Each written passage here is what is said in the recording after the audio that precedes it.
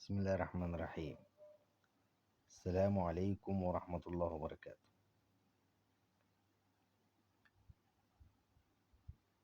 كلام النهاردة عن 10 البنك الأهلي.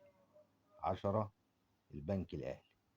شوفها قدامك ايه الأول اهي. 10 جنيه البنك الأهلي. إصدار الستينات، الشهيرة برضو بالعشرة الحمراء. ده الظهر بتاعها اهي. 10 حلوة، شكلها جميل، كبيرة، الحجم بتاعها كبير.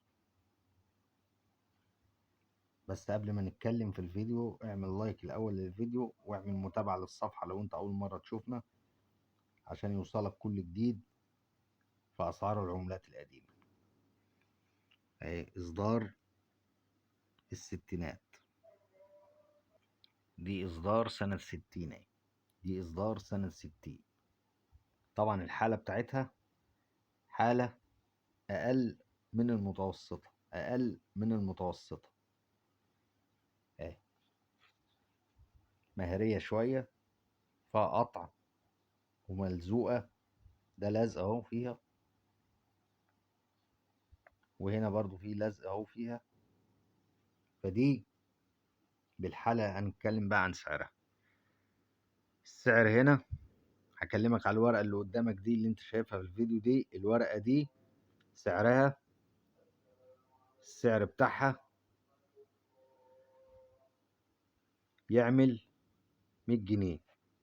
السعر بتاع دي يعمل 100 جنيه. ليه 100 جنيه؟ عشان هي بنك أهلي، وأي حاجة البنك الأهلي سعرها بيبقى غالي عن البنك المركزي.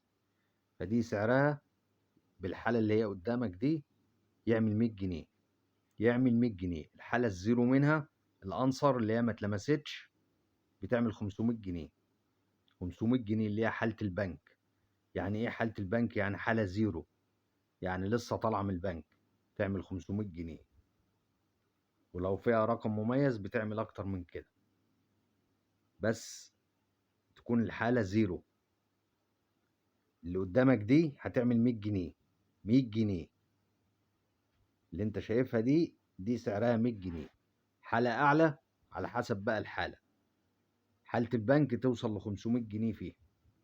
ليه؟ عشان هي بنك أهلي، وقلنا أي حاجة تبع أي حاجة إصدار البنك الأهلي سعرها بيبقى غالي. أي عملة إصدار البنك الأهلي سعرها بيبقى غالي. أي عملة إصدار البنك المركزي بيبقى سعرها أقل من سعر البنك الأهلي. ليه؟ عشان البنك الأهلي ده إصدارات قديمة. أدي إصدار الستينات أهي. الحالة اللي قدامك دي هتعمل 100 جنيه. الحالة العالية منها الزيرو تعمل 500 جنيه.